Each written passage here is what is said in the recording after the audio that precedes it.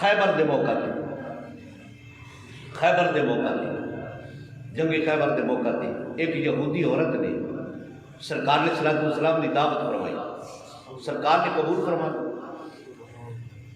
اس یہودی عورت نے بکری ذبح کی، ذبح کر کے ان کا گوشت بنایا، گوشت بنا کے سرکار کی دعوت کی۔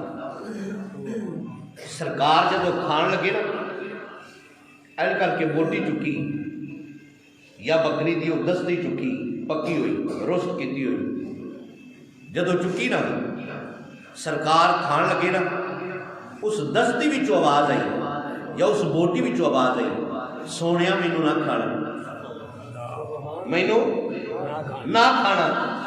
میرے مصطفیٰ نے فرمایا کیوں نہ کھاواں؟ عرض کی یا رسول اللہ میرے اندر زہر ملیا ہے، میرے اندر زہر ملیا ہے۔ سرکار نے فرمایا صحابہ نو ہاتھ روک لو، ہاتھ روک لیتے گئے۔ فرمایا بلاؤ اس عورت جس نے دعوت کی تھی، اس عورت نو بلایا گیا۔ سرکار نے فرمایا تو اس گوشت کے اندر زہر ملایا؟ عرض کی یا رسول اللہ تمہیں کنے دسیا ہے؟ فرمایا گوشت نہیں دسیا، گوشت کی بوٹی نے اس نے ہی دسیا مینوں میرے اندر زہر ملیا ہے۔ اللہ اکبر اللہ اکبر، میرے مصطفیٰ کی قدرت گوشت بھی ہے، جڑا نہ بول سکتا ہے نہ سن سکتا ہے۔ تو پتہ لگ گیا اگر نبی دے ہاتھ میں آ جائے ذبح کیتا ہویا گوشت بھی نبی دے ہاتھ میں بول پے گا سونے میرے بھی زہر ملیا ہے۔ مائی کو پوچھا زہر ملایا ہے؟ عرض کی یا رسول اللہ ملایا ہے۔ فرمایا کیوں ملایا ہے؟ عرض کی یا رسول اللہ میں خیال کیتا اگر نبی ہے تو انہوں زہر کچھ آکھے گا نہیں، زہر کچھ آکھے گا نہیں، اگر نبی نہیں ہے تو پھر ساڑھی جان چھڑ جائے گی۔ پتہ لگ گیا سونے تو اللہ دا پکا دے سچا نبی ہے۔ تو پتہ لگ گیا رب کعبہ نے اپنے محبوب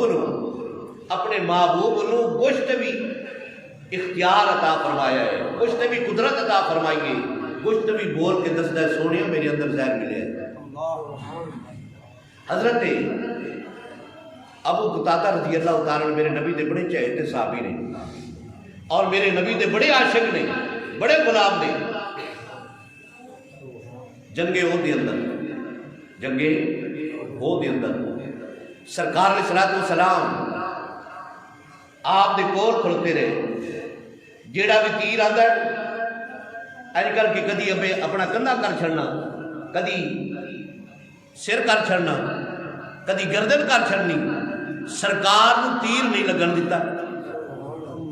اے او شان والے صحابی نے نبی دے نام تے خود تیر کھاتے رہنے، میرے نبی نو خراش نہیں آن دیتی۔ ایک تیر آیا آ کے حضرت قتادہ دی اکھ وچ لگے، اکھ دا ڈیلا باہر آ گیا، اکھ دا ڈیلا باہر آ گیا۔ صحابہ کرام نے مشورہ دیتا کہ کس نو کٹ دیو، اب بابا جی نو کھا چلو، اٹھ تواڈے ہی نال ہے نہ سنو۔ صحابہ نے مشورہ دیتا کہ انہوں کٹ چھڑو تو انہیں تکلیف دے گی۔ حضرت قتادہ رضی اللہ تعالیٰ عنہ آپ فرماتے رہے نہیں، نبی دی بارگاہ چاہے صحابہ تو جو بھی وقت تکلیف ہونی میرے مصطفیٰ دے دربار ہے، این کر کے ہاتھ دے حضرت قتادہ رضی اللہ تعالیٰ عنہ ہاتھ دے او آنا رکھیے، آنکھ رکھیے، عرض کی سونیا تیر لگا ہے آنکھ نکل گئی ہے۔ میرے مصطفیٰ نے جواب دیتا صبر کرے گا رب کعبہ تے جنت عطا فرمائے گا۔ عرض کی سونیا جنت مل جانی ہے، جنت مل جانی ہے، میں دی اکھ دی فرمائش لے کے آیا، اکھ دا فریادی بن کے آیا، سونیا میری اکھ نکل گئی ہے اور میں گھر جاواں گا اگر بیوی میری نے اس طرح ویکھ لیا نا ہو سکتا ہے نہ پسند ہے، برا بنائے، بندہ اکھ نہ ہوئے تو بندہ کہتا کاڑا ہے۔ اگر میری بیوی نے کہہ چھڑیا نا مینوں کاڑا ہے میں تو اٹھے ہی مر جانا ہے۔ سونے مینوں اکھ چاہیے اکھ. سرکار علیہ الصلوۃ والسلام نے فرمایا اچھا گھبرا نہ. انج کر کے میرے مصطفیٰ نے لاب دہن تھک مبارک اکھ نو لایا, اکھ دے اندر اکھ رکھ چھڈی, اکھ والی جگہ تے وہ آنا رکھ چھڈیا. صحابہ دا بیان ہے بس رکھن دی دیر ہے, پتہ نہیں سی لگدا کہ نکلی اکھ کیڑی ہے تے صحیح سلامت اکھ کیڑی ہے. اللہ اکبر.